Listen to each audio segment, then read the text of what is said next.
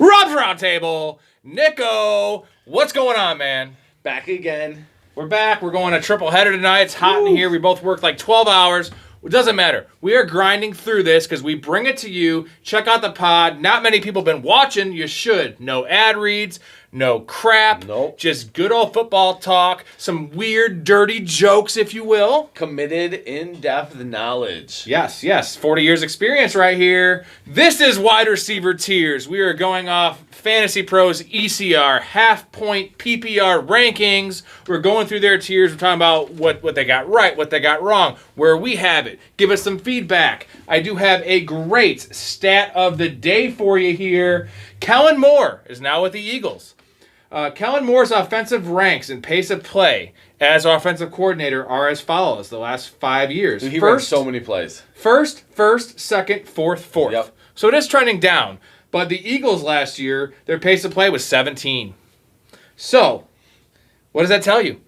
More plays. Eagles up. More plays. More plays. More tush pushes, dude. More points. Yeah, more tush pushes. More Saquon. Well, we'll see about that. And I do have one thing for you, per use. Did you hear about Al Michaels, AI, announcing for the Olympics? They are AIing him and having him as an announcer. No. Not to actually have him, but they have like an AI version of all the things he's ever said. They can like put it in a formula and have him announcing without actually being there. And it makes sense. It does, but I have a better one for you. This is what I want. This is Pat Summerall, rest in peace, pour one out. Yep. I want, you know how he's an alcoholic, not to laugh about that, but like he was hammered a lot of times, announcing. Yeah. I want to have Took a page from Harry Carey's book, right? Yeah, I want a Pat Summerall announcing meter where I can control his BAC for the games I'm watching. It's like, I want to hear Pat Summerall at a .28. All right, bottom of the fifth. Oh, here he comes. Folks, if you are feeling the breeze out there in left field, that is coming from the bat of John Elton, Who has struck out swinging 3 times today. Hey, shut up! Hey, you shut up Just concentrate. on the ball for once. Anyway, Oh. And it's just like, oh, that's a great run, man. That's a great run. You know, I tell you, the thing about that is if you do that consistently, then that is going to be a play. All right, getting into wide receiver tiers here. Again, FantasyPros ECR. We're going to start with the first tier here. 5 guys. Ceedee Lamb, Tyreke Hill, Jamar Chase, Amon-Ra St. Brown, and Justin Jefferson. Amon-Ra ahead of Justin Jefferson. Wow. Quarterback questions, of course, but Yeah, that's got to be it, I guess. would you do it? Nope. Me neither. I'm taking the player in JJ. full PPR, I may consider it. Maybe. But in half PPR, I know the touchdown equity won't be there. But so is Ceedee Lamb the clear one for you? He is. I've had some arguments with people lately. Some are telling me Hill. Some are telling me JJ. Jamar Chase? People talk about Jamar Chase? I even got one guy who was going to say, telling me Chase is his Wow. one. But to me, it's Ceedee. And if you look at the second half of the year, the targets he was on pace for is just insane. I want to say if what was it, the last 8 games, if that were sustained over 17, it was like 200 plus targets. Yeah. So here's the thing about Ceedee Lamb's safest there is, And right? what did they do? The only show in town. They did nothing. They got a worse running game. Right. And they didn't bring it. And Brandon Cooks is a year older. They have Ferguson, but they don't have anyone else. Jalen Tolbert maybe comes into his own, but like, come on. Tyreke Hill is the cheetah. He is what he is. Yeah. 1 year older. Jamar Chase. Here's the argument for Jamar Chase. It's the red zone targets. He has the most of them. His touchdowns have gone from, I don't know, it was like 12, 7, 7. They've gone down. He's been banged up. But the path to being wide receiver number 1 is either the crazy volume Cooper Kupp, Michael Thomas, Ceedee Lamb from last year's season, or the guy that gets like 160, not the 180, but has the 15, 16, the Des Bryant year, many touchdowns. Handful more touchdowns. That is what Jamar Chase is. Oh, he can easily And do it. they've also been utilizing him much more than just playing X. They've been creative. They've been using him as short, intermediate, long, just like they did with Ceedee Lamb last year. That is the argument for Jamar Chase. The problem is that he does not have the... Tyreke Hill has the scheme and the talent. Ceedee Lamb has just the whole show to himself. But Jamar Chase has Joe Burrow. Exactly. Who's That's what I due was to gonna just say, bust out. Where right? you've got Tua throwing to Hill and another year of Waddle getting better, but Higgins is no slouch either in Cincinnati. So they both got decent wide receiver twos. The thing for me, the tiebreaker, is I'm going to take the better quarterback. And I think that's Burrow with Jamar. So what do you have it ranked? I got it CD? Lamb, Jamar, Hill. Wow. Okay. Wow. Like that. And then St. Brown Jefferson. I'm going to bet on the talent with Jefferson. And I still have St. Brown in this tier as the number 5. Yeah. And I like it. He's super safe. It's steady. I see some possible touchdown regression with Gibbs getting more work. We still got Montgomery there. You got Laporta. You got Jameson Williams coming in, maybe catching some bombs. Yeah. And the chance that offense takes a step back. It could. Right? It's not going to take a step forward, can it? No, Goff is where Goff's at. Like, it's where he's going to be. It's where he's going to stay. I don't think you're going to get much more out of him or that offense necessarily. It's one of those, though, that, like, you're not like, oh, my gosh, I'm so happy I got Amon-Ra. But you're like, dude, I'm good. Like, I got Amon-Ra. Next tier here, A.J. Brown, Garrett Wilson, Puka Nacua, and Marvin Harrison. I know you're not a Marvin Harrison guy. Do you have him out of this tier? I do. Is this the proper tier? Obviously, we're not putting A.J. Brown in the top tier. Garrett Wilson. I feel like Garrett Wilson has range of outcomes with Aaron Rodgers being healthy and coming back to form. Yeah. Being in this tier, because I know we've never seen Garrett Wilson do it. That's the difference. The talent is there. I feel like Garrett Wilson is much closer to Justin Jefferson than he is to Chris Olave. Oh, yeah. Right? Yeah. And, like, he's the number 1. What do we see with Aaron Rodgers, number 1? They're always a top 3 receiver. Yeah. And you give a guy 150 targets, he kills. Yep. I like Garrett Wilson a lot. I was really high on him last year. You saw him go over 1,000 with just garbage putting the ball up. You give him a talented quarterback. I don't know. I'm targeting Wilson. I feel like he's a good value in most drafts. And I'm kind of surprised his ECR is even at 7. I've been seeing him outside of the top 10 in a lot of rankings and a lot of boards.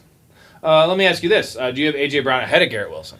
They're like a horse apiece to me, and the reason I'm going to go Wilson over A.J. Brown is Hurts and Saquon stealing touchdowns, stealing opportunities, Devontae Smith on the other side. Garrett Wilson's got nobody else on the other side. He does have Breece Hall, who's legit, but I think Aaron Rodgers, if he's healthy, I think you're going to see Wilson as a volume play up there, and he's going to get a lot more opportunity than Brown. Whether it's, I don't know, the same amount of touchdowns maybe, but a lot more yardage, a lot more catches.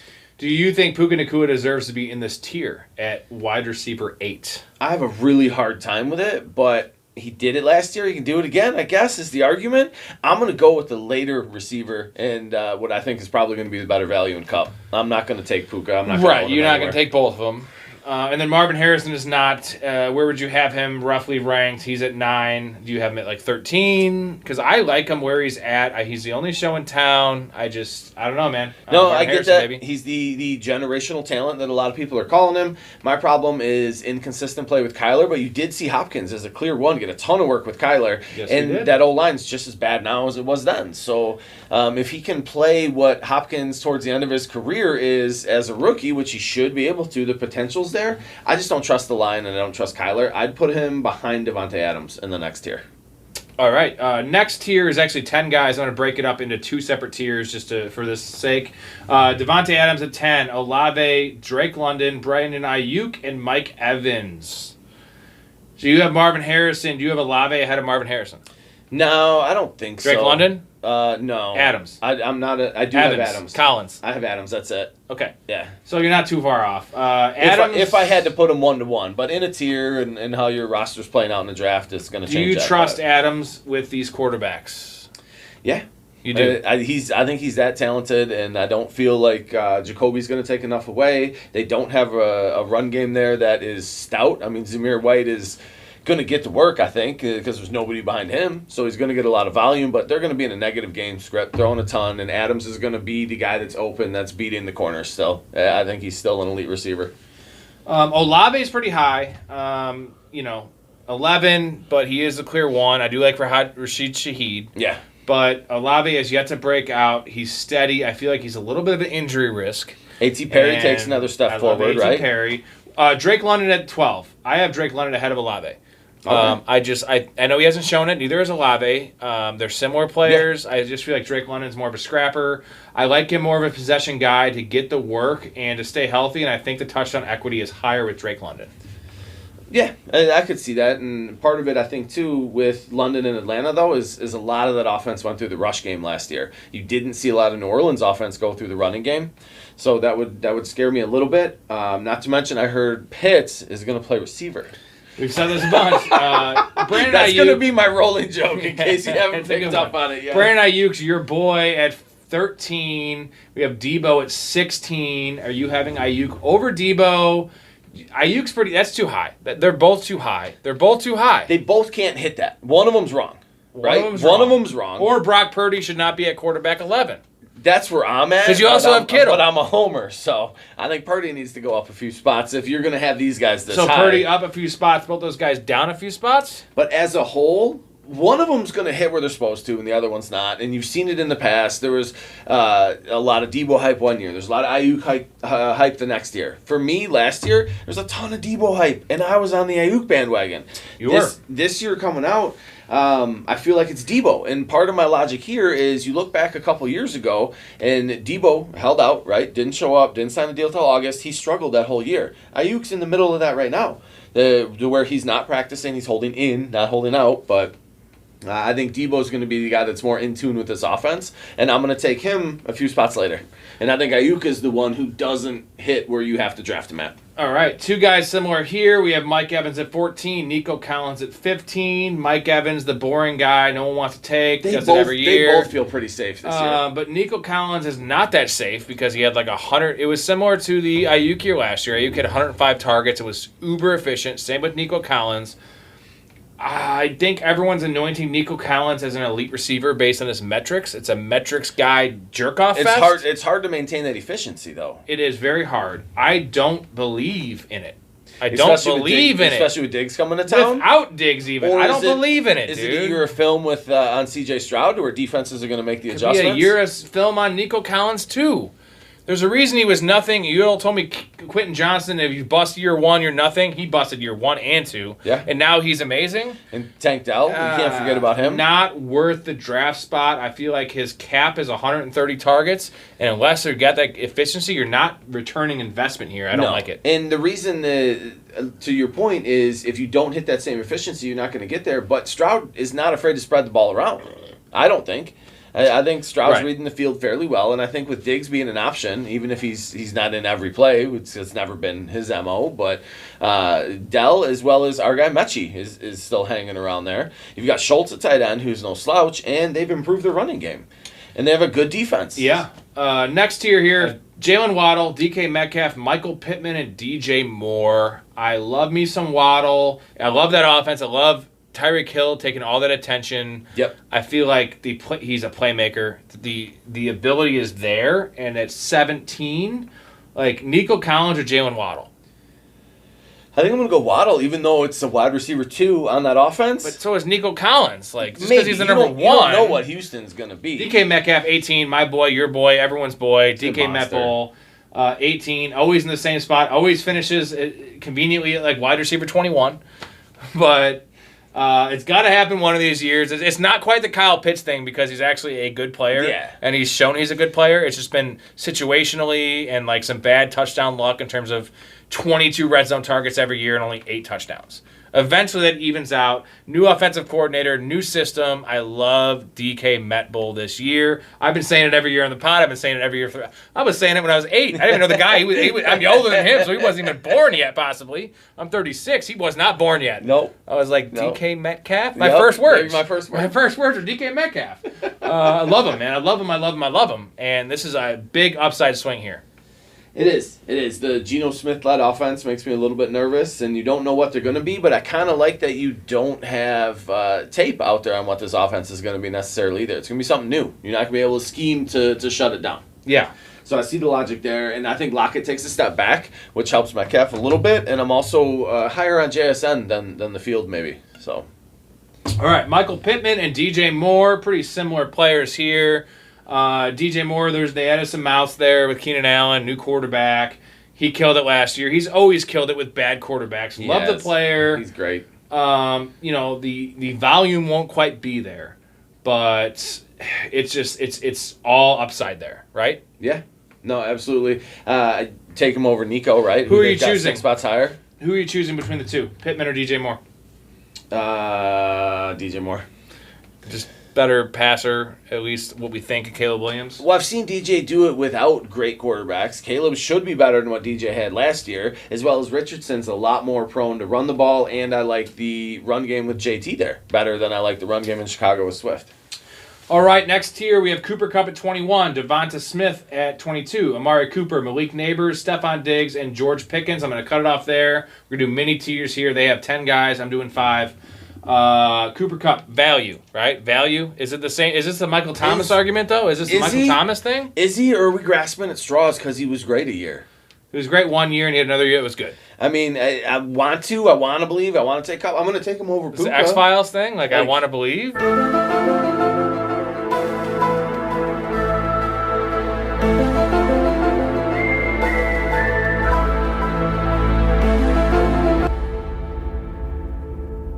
Dun, dun, dun, Yeah, I got nothing. dun, Cooper Kupp. Oh, you're not. Yeah, X-Files guy. Screw you.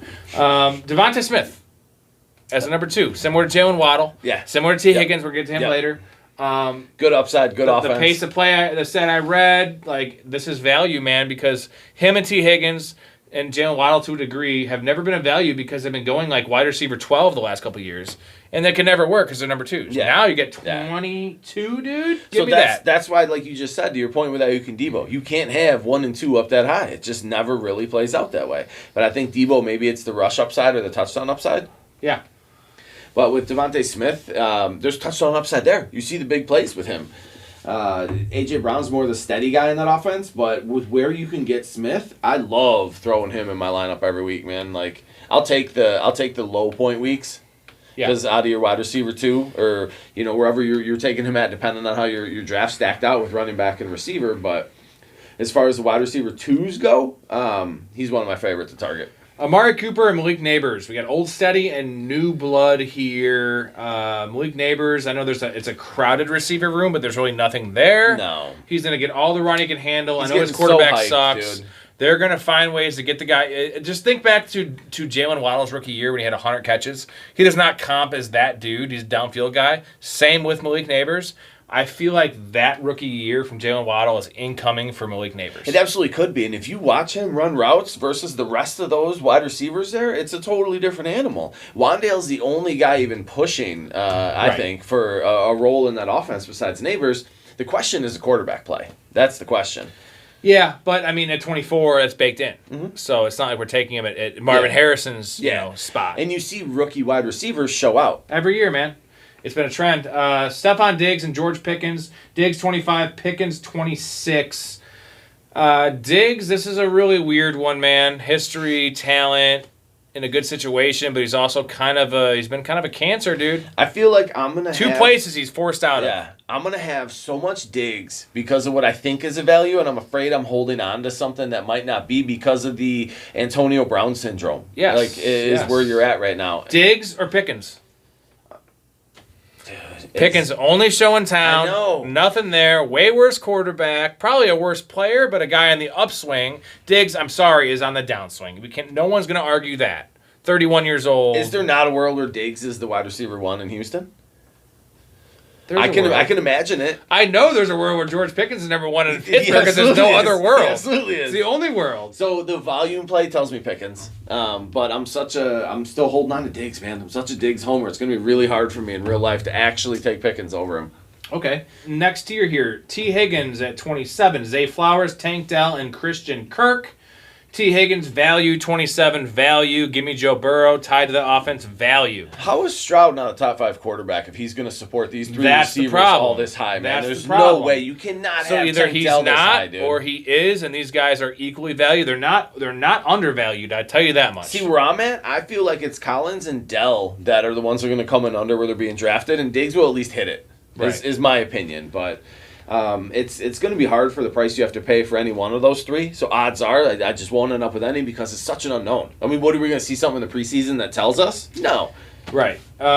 Zay Flowers, only show in town. Only wide receiver in town, 28. Love the talent. Flowers and Kirk should both be higher than what they are on this list, but I understand tiers. The whole purpose of the tiers, you arrange your preferences. But they're both number 1s. I would move both of them up from where they're at. I feel like in PPR, they're both more valuable than they are in half. In half, yeah. And that's probably what is baked in here. And then Tank Dell, we talked about. There's 3 guys going top 30. That is crazy to me. There's no way. 2 of them are bust. Next tier here, we're starting with the 30s here. 31, Terry McLaurin. 32, Keenan Allen. Chris Godwin, Deontay Johnson, Calvin Ridley, and Jaden Reed.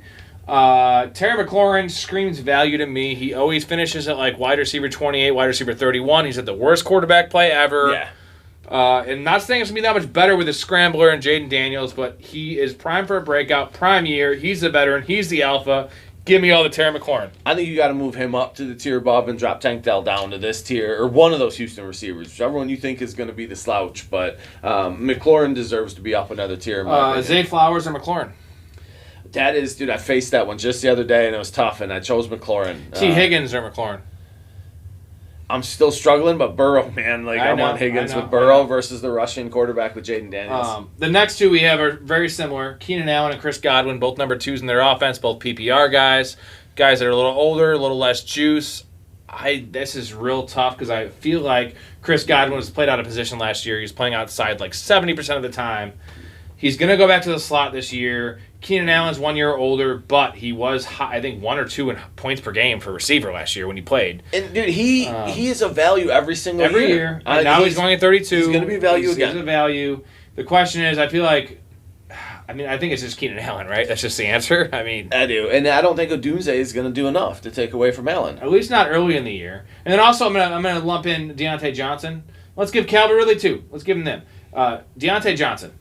So similar to these guys, PPR guy. I think he was number 3 in separation last year, which is insane. Yeah, which Bryce Young needs. The only guy in town. Bryce Young had the least separation of all of his receivers last year. I was going to say Bryce Young needs it. Adam Thielen's the only one to produce, and he was a tight end essentially. And Calvin Ridley, your boy, number 35. How the mighty have fallen. Who's the number 1 in that offense? Is it Calvin Ridley, or is it the guy that was there last year, and DeAndre Hopkins, who's a first ballot Hall of Famer? Hopkins hurt his foot today, so it makes me a Let's little not talk nervous. about but that. Outside of that, I'm taking Hopkins as the one in that offense. Really? I think he's going 38. By he the is, yeah, and I think Levis is going to be able to lean on the old wily veteran. Hopkins is going to win the contested catches as well as he's a little bit smoother of a route runner. Not, I wouldn't say better, but just smoother, just a little cleaner. Ridley's a fantastic route runner and separates with that as well. So maybe grab Levis late with those two. That's one of my guys. Jaden Reed, Rashee Rice. Jaden Reed carves out a little role. He's okay. I don't like it here. No. Too many mouths to feed because he's going ahead of Christian Watson at 40. And I think Watson's going to be the one there. Watson's and then the dude, if man. you watch our previous show, I'm a Wicks truther. I remember I made the comment, I think... right, and Watson's the dude, though. Yeah, but I think Wicks finishes ahead of Reed this year. So that's not good for Jaden Reed. No, I'm out on Reed right there. Rashee Rice. I'm out on Rice right there. Pending suspension, all the mouths. Yeah, some people are like, 2 or 3. I think it's way more than that. I think they make an example, dude. I really do. As well as how hard is it to trust any receiver in Kansas City every year? Like, I'm willing to take some highs and lows once in a while, but, like, that's a roller coaster that I just can't handle no more, man. Makes me sick to my stomach. I feel you. We're going to touch on a couple more guys here. Christian Watson at 40, we talked about it. I feel like that's crazy upside there. Crazy upside.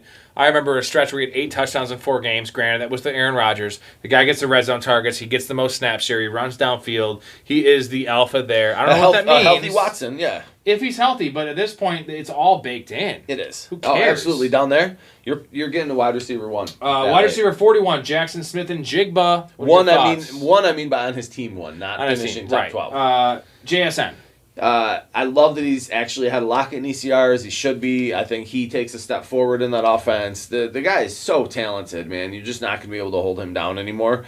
And I think it was maybe a little bit of a learning curve with him, like a little bit of figuring out the offense and getting on the same page with Gino. And it's going to change. So that makes me a little bit nervous, but I also wonder, are they not going to utilize his skill set a little bit better?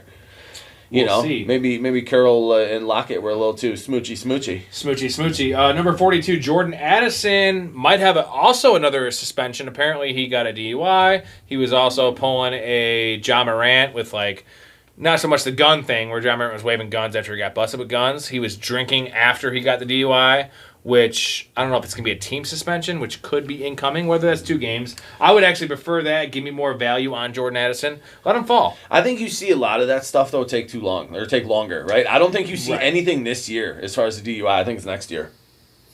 Unless he gets another one.